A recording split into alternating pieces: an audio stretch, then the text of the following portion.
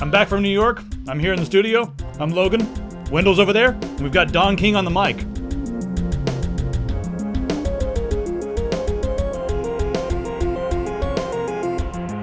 All right, let's go ahead and get started with some news, shall we? Last week we were a little bit drunk in New York, as usual. That's what we do up there. We were checking out the Maker Faire, had a lot of fun. Have a video coming up pretty soon showing off all the stuff that's going on in the Maker Faire. We gave away our gaming PC recently, and I'm going to be doing a bunch of giveaways this month, like processors and some graphics cards and, I don't know, hard drives, SSDs. I'm going to give away all kinds of things this month. Let's have some fun, shall we? First off, let's get started with the speed news. Have you heard about the guys in Russia that are trying to get x86 programs to run on ARM-based servers? Yes. That is pretty crazy, because right now Intel has almost a monopoly in the server market, but the ARM processors used a lot less power. So if these guys in Russia can figure out how to get the x86 programs to work on ARM processor, well, they already have, but they're running at 40% of the native ARM speed. If they can get them up to 80% of the native ARM speed, it may be a viable alternative, because server companies can add tons of ARM-based servers at a fraction of the power cost of the x86-based processors. That's pretty cool. One of the tricks there is that x86 software is ludicrously complex. The architecture is very complex compared to ARM. One of the reasons ARM is so much better with power is that it's a much simpler architecture. Yeah, do you think the future is going to be RISC? Risky business, eh? Well, for embedded systems and power consumption and more power in your hand, it's definitely a move away from x86. Yep. Now, there is a rumor floating around that Apple is going to be ditching Intel for their future MacBook Pros and I guess their Power Macs and all that sort of thing. They still call them Power Macs? I don't think so. I don't know what they call them. Mac Pros. Mac Pros, yes. So there's a rumor going around because they've been looking for an engineer that specialty is, what are they looking for? System on chip, SoC engineer. So they're looking for their own SoC engineer. And here's the reason why people are speculating. They're speculating because Apple didn't specify mobile. So now everyone's like, uh-oh, are they looking for a system on chip engineer for everything? See, I don't see this happening. There's a ton of horsepower in a modern Intel or AMD chip, and it's general purpose. Yeah. I see the system on chip stuff as like Apple responding to what people have been calling the quote unquote post PC era, and what that means is everybody has a computer right now, but in post PC era, everybody has a tablet and a phone and all this other stuff, and all those things are going to be powered by sort of a uniform generic processor. This system on chip. Right. I agree with that. All right, moving along here. So in Internet Explorer 10, by default, the Do Not Track setting is turned on. And the ad industry is furious. Let me just read one quote, and then we'll move on, because I think it's kind of funny. And it's interesting to see Internet Explorer doing something right. So we want to highlight that. If you want to be quietly horrified by how much advertisers can track you already, just Google EverCookie. It's a really neat exploit security researchers put together that uses a bunch of different mechanisms to basically make an immutable cookie that'll survive cache resets.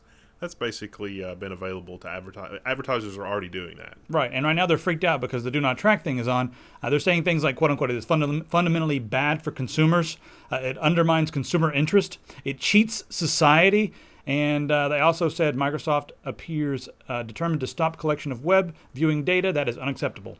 So they are freaking out over this. One of the bigwigs in the IETF, which is the internet bigwigs of engineers, said that this might actually be bad because right now the internet is ad supported basically, and it could change the model and make everything go to a micropayment system, and so he was kind of doom and gloom with that kind of stuff.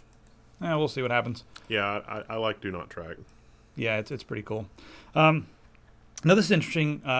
Due to all the lawsuits and everything, Apple's suing Samsung. Samsung sales have actually gone up. During the first week of August, sales went up 9%, and during the trial, they rose 16%. So I think Samsung's strategy right now, their whole the next big thing is already here. I think that's the wrong approach. What they should be doing is saying this is what everyone's afraid of, because before the whole lawsuit, there's a lot of people who didn't really care about the S3. And now, since Apple seems to be so afraid of the S3, everyone's like, hey, is that an S3? Can I look at your S3? What is that thing? Why is Apple so afraid of that? That should be their marketing. Samsung, call me. That's your marketing slogan. This is what they're so afraid of. Moving right along. All right, just one more piece of information on the iPhone 5 versus the Galaxy S3. There is a group that does studies called healthystuff.org. They do studies on toxic chemicals in mobile phones. They do lots of different studies, not just mobile phones.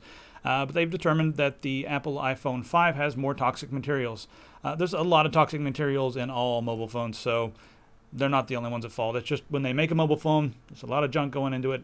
Do not throw them in the garbage. They have to be properly disposed of. All right, I'm a huge fan of open hardware.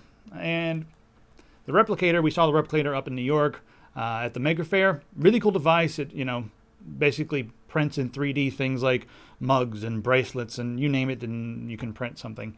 Plastic. Well, the Replicator 2, they've decided not to be open with it anymore. The hardware is going to be closed. And here is what the CEO says. For the Replicator 2, we will not share the way the physical machine is designed or our GUI because we don't think carbon copy cloning is acceptable, and carbon copy clones undermine our ability to pay people to develop, or pay people to do development. So, I don't know. What do you think about that, Wendell? It'll be really interesting to see. What happens. There was a guy that had a top of the line 3D maker bot. I mean, these are using plastic and right. They're a little rough around the edges. But there was a guy that was making weapons. He right, to do a 3D printable gun. Yeah. And the company he leased it from came and said, "Oh, we're going to repossess your machine." And it's not actually illegal. If you can possess a firearm, you can make a firearm. I mean, that's not against federal law, but they were like, no, federal law says you can't make a gun with our 3D printers, and we're going to take it away from you. I guess we shouldn't tell them about the tank we've been making in the basement, should we? No, not going to tell anybody about that. Speaking of things that you can make, I want to just play this video for just 1 second. They've developed a quadricopter that can play catch. And the interesting thing about this is they've developed the algorithms needed for the quadricopter to be able to throw, be able to determine where the ball is going to go. The sensors are fast enough to be able to track the ball and then run and catch it. It can also aim the ball and throw it through hoops and different things like that. So it's just interesting to see that there's some cool stuff going on out there with quadricopters. Quadricopters are a ridiculous amount of fun. Yay, Skynet. Yeah. All right, I'm going to go ahead and move on from that. You guys can watch the video at your leisure. Every time you mention 3D printing stuff, I can't get that anti-piracy ad. It was like, you wouldn't steal a car. It's like, what if you could print a car? Maybe in the future. All right, I just want to make everyone aware that World War III will be starting soon. There's the Chancellor of Germany. What's she doing to Putin? Oh, God. Oh, dear. Yeah, this is how World War started. And you know something? I was reading online. One of my favorite comments on this picture was, this would be the most logical reason to start a world war. Out of all the different reasons that we've had, this is probably the most logical. Because Germany's got Putin's nose. Yeah. Got you by the nose. Hey, Putin, where's your nose, eh? Yeah. Okay, small business owners, be aware. There's a lot of different scam companies out there, but one of the newest scams that's out is I don't know why it took them so long to think about this, but there's reputation companies where they like, hey, we're going to improve your reputation on the internet, which usually involves them going on to all kinds of different websites and writing fake reviews for, oh my God, it was delicious chocolate cake. Oh my God, the chocolate cake was so delicious, it was delicious. I always look for reviews like that when I'm like looking on Yelp and stuff because I'm like, wait a minute, that sounds like ad agency copy. Well, one agency's like, what if we did this in reverse and we went online and put all kinds of negative reviews? The chocolate cake tasted like butt.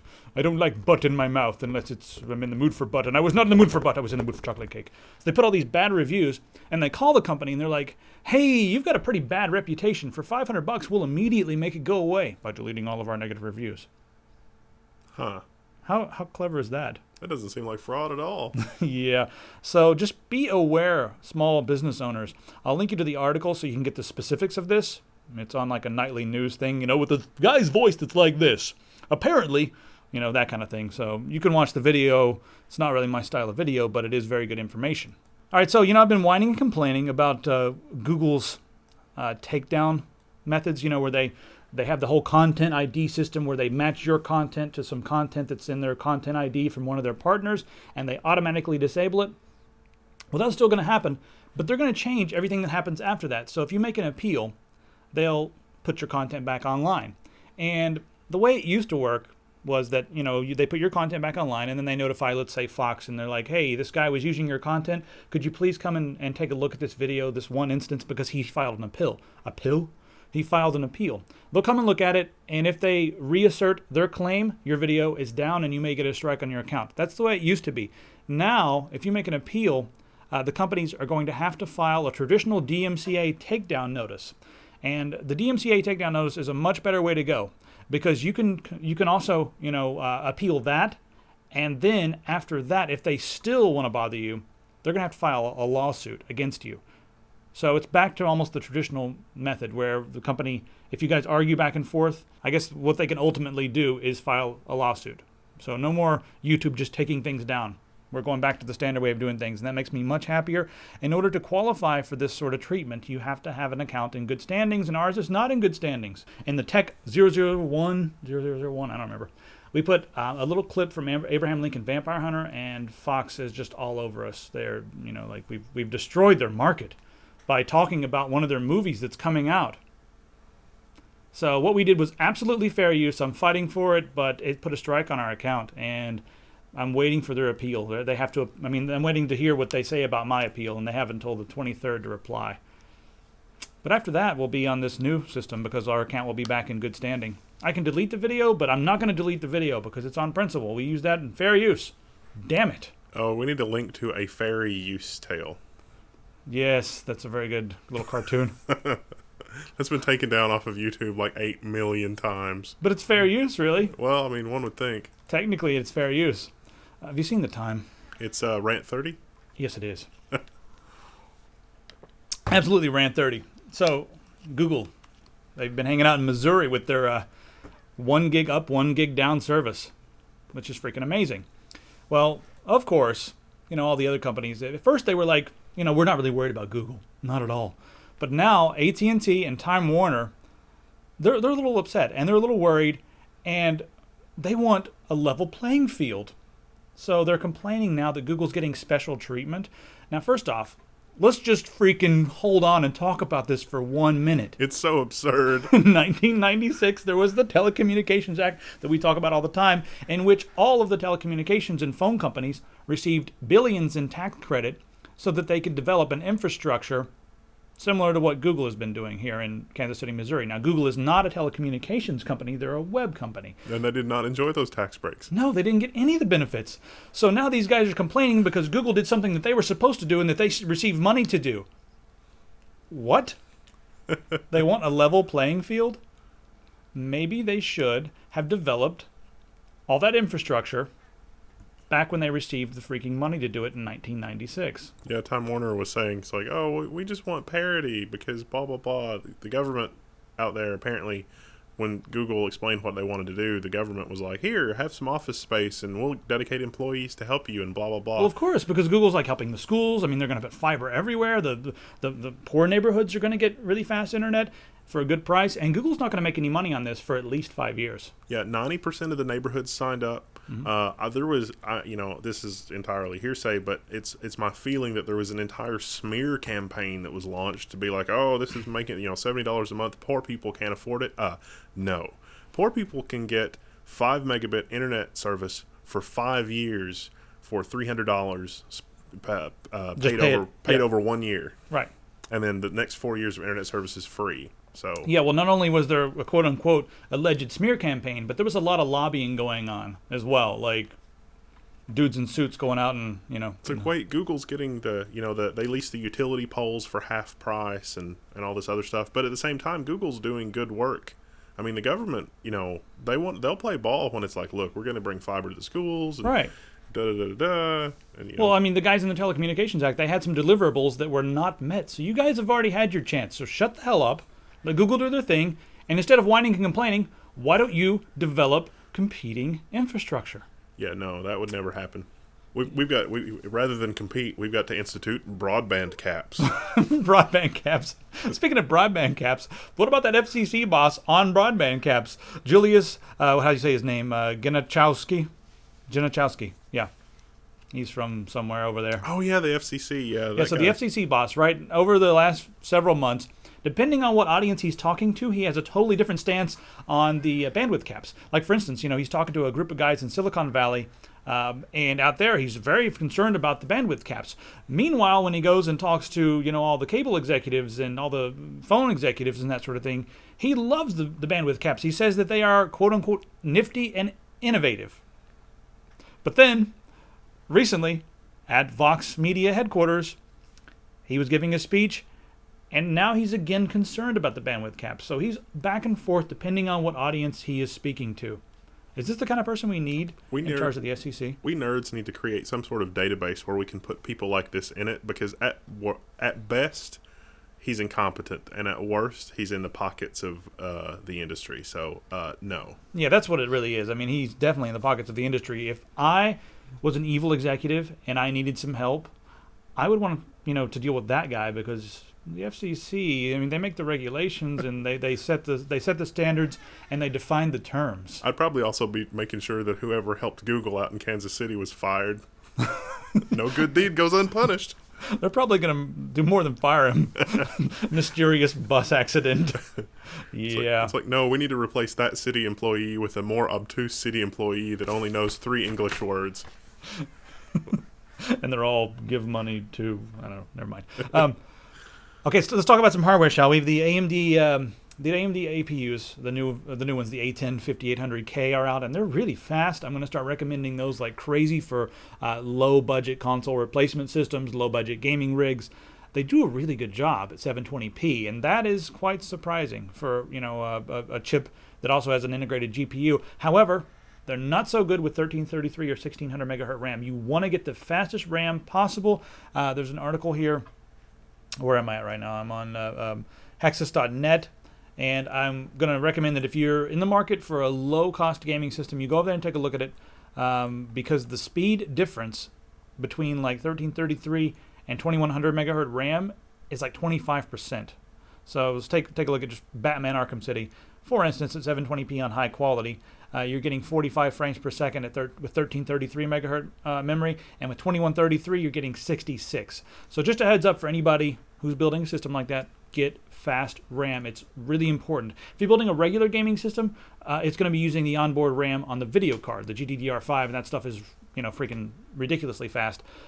But if you're using an integrated chip, you're going to need fast system memory.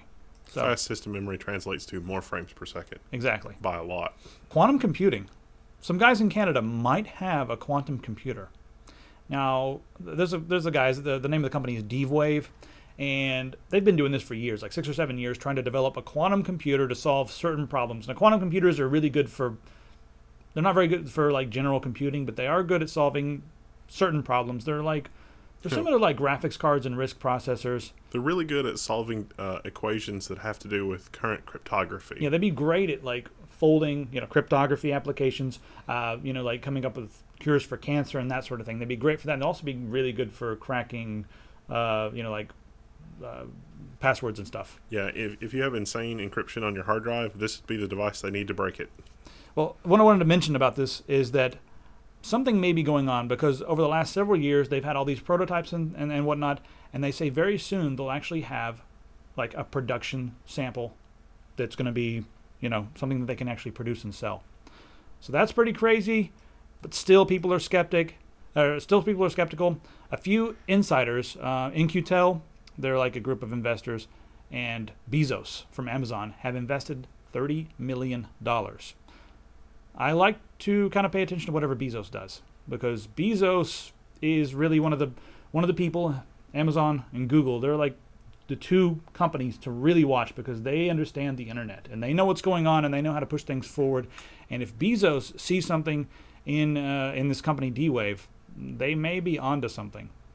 I also think you guys want to read the article, because it's really cool. The cooling unit that they have on this is a close to absolute zero. I mean, it's like 4 on the Kelvin scale. So that's really ridiculous, but you have to keep this thing really cool. The Dread Pirate Bezos also brought us the Segway, so that was kind of fun. People still use that. I mean, is that thing profitable? I mean, I don't know if it was ever profitable, but it was neat. Yeah, I mean, and every time a huge Uber nerd like shows up on stage, he'll roll out in one of the one of those things. More hardware news. Go ahead and read the quantum article. It's just really interesting stuff. More interesting news. The Radeon HD 7700 and 7800 graphics cards are dropping in price yet again. I love the 7800 series cards, 7850, 7870. Probably the best as far as price to performance go on the market right now if you're getting a budget card under $200. And if you can find a 7870 for around $200, just go ahead and buy it. I bought one, and I've got a 7970 in there right now. And really, I was playing all my games at max with the 7870. Now I'm playing it like max plus, I don't know, I'm getting like an extra 20 frames a second, but I didn't need it. So if you guys can spend $200, that's a really good way to go. Now they're coming down in price again. That is just, it's amazing. The interesting thing there is that AMD felt the need to say, hey, we're not actually slashing the prices of the chips. It was apparently the manufacturing people have, got another production line up and running or something. Right. So they're saving money and they're transferring it onto us. Yeah. Yeah. But AMD hasn't cut prices again. It's just the manufacturer. Right. The prices are down. Yeah. Yeah, that's all that matters. Speaking of Radeon graphics cards, Power Color's got a 7970. Or no, I'm sorry, 7990 coming out. It's going to be like it's a custom dual GPU chip. It looks like a triple slot card. It's huge. I've requested one. I have no idea why, but this is something if you're going to be playing, Eyefinity across 3 displays and you only want one GPU, that's an option. It's just a massive graphics card. The sample photo on that thing looks like it has a giant red reset button sticking out the back. It does, doesn't it? Not even sure what that is. Maybe it's like a button that when you get so hot that you press that button and like liquid nitrogen just pours into this machine. It's like an injection. It's like, oh god, the car's overheating. Press the button to save the car. You have to reach back and nitrogen administered. Yeah. Yeah, minor heat detected. So there's 1,000 mile per hour car, 1,000 mile per hour car that some scientists are working on, and they've completed the first test. The rocket test has been completed. So who's going to get in line for this 1,000 mile per hour car? You're going to get one, right? No. No, you're not. Yeah, it's just, I don't know. I think this might be a bad idea, but who needs to? Why? What are you going to do with a 1,000 mile per hour car? I would much rather have an underground pneumatic tube system. Yes, that'd be wonderful. But yeah, the last time I heard about something like this, a guy, you remember this like 2 or 3 years ago, some guy, I think it was in Arizona or New Mexico or one of those places out there, he stole a jet engine and mounted it to his Volkswagen Golf or whatever and took off, and he was going like 600 miles an hour and flew into the side of a mountain and exploded. There was one of those guys too that just exploded on takeoff. Like he was like, yeah, this is going to be great, and it just exploded. Yeah. I don't know. I don't know if it's a good idea or not, but hey, they're going to do it. So IBM has this new microscope technique that can that has a resolution that's like 100 times smaller than an atom. That's completely absurd. So what that's really going to do is it's going to give us a picture of the inner workings of atoms like we've never had before. And this is something I love about IBM. They don't just, develop stuff for their own needs. They develop things that they think society will be able to use, and sometimes they're like, you know what, we're going to put a gazillion dollars into this R&D. We're not exactly sure how we're going to use it, but we know that society will use it, and therefore we will make money. So you guys definitely have to check out the article because they can actually see the atomic bonds in a molecule. Yeah, and they can measure the distance. So let me just tell you a little bit about this. The subtlety of the measurement is 3 picometers, or 0.000, I can't even do it, 0.00003 meters, or about 1/100th the diameter of an atom. That's unbelievable. So, yeah, I'm not even sure what the implications are, like the full implications of this are, but, I mean, is this world changing, or is it just interesting? It'd be like firing an arrow in London and hitting a bullseye in Mars. Yeah. But I mean, what are the overall implications? What can we do with this? We can study things at a higher resolution than has ever been possible. Yeah, I want to know what you guys think about this. Like, what could this lead to is, I guess, what I'm trying to figure out. Quasi-crystals. I see it being used for quasi-crystals. Quasi-crystals? And some more science news. A company in Japan has developed invisible back seats for your car using some cloaking technology that has already been developed. It's pretty complicated stuff, a bit over my head, but they've already got the invisibility cloak, There's some ridiculous videos of the guys holding the elements. Do you understand how this stuff works? Because this all this stuff, I haven't even looked into all this stuff right now, but I can tell you how I'd do it, and that's I'd paint the back seat white and put a camera in the bumper and put a projector in the overhead thing. Well, they are using some projective technologies, but there's also some reflecting technologies as well. It's pretty crazy. Yeah, the But- camera would basically just feed the projector and then project the image onto the seats. Yeah, but they've got it working with like garments and stuff, where you can walk in front of a wall and like check out, see that guy's jacket right there? Oh yeah, yeah. Yeah, how's he do that? Flexible liquid crystal displays. Yeah, could be. But they've got jackets that do this and everything, like garments, clothing. It's pretty crazy. And the music's great too. I can see through stuff. I'm wearing a jacket, but I'm invisible. That's terrible. Anyway, so that's pretty cool. Yeah, I should read that article so I can better understand it, but not right now. One more little science article. They've developed an indoor room that has rain, and you can walk around in this room and not get wet because there's sensors that detect where you are, and they don't. You can detect where you are and where you're going, and it doesn't rain there. It's just really cool, and it makes for some cool pictures. So I thought I'd show a few of these pictures. How cool is this? You're walking around in this room, pouring rain, and you're not getting wet at all. So that's pretty cool. Put a link on there to these pictures so you guys can check them out.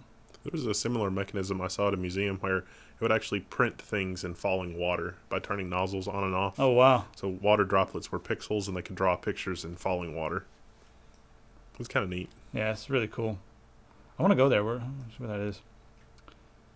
All right. How about some gaming? Shall we? Not much going on in the gaming world this week. We're all waiting for the new games to come out. Everyone's currently playing Borderlands 2 or Black Mesa. Some people are playing some betas for MechWarrior. Some people playing betas for Hawken, which is pretty fun. A lot of different things going on, but Bethesda has created a new company called Battlecry Studios, and they are working on a free-to-play online game, and they haven't specified what it is. Now, Battlecry Studios is in Austin, Texas, so it's right here in America, and it's headed up by Rich Vogel, and he's the guy from Star Wars: Old Republic. I mean, he's worked on Star Wars Galaxy, Ultima Online. He's worked on a lot of games and been around for 20 years plus.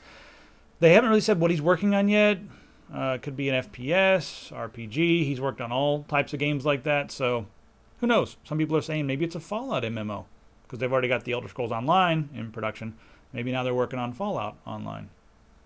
I don't know. Any ideas what he could be working on? No, it's actually, I have the opposite impression. It's like when some company pops up and is like, hey, we're working on a free-to-play MMO, it's like, oh, that's so 2004. Yeah, they've been doing this in Asia for a long time, guys.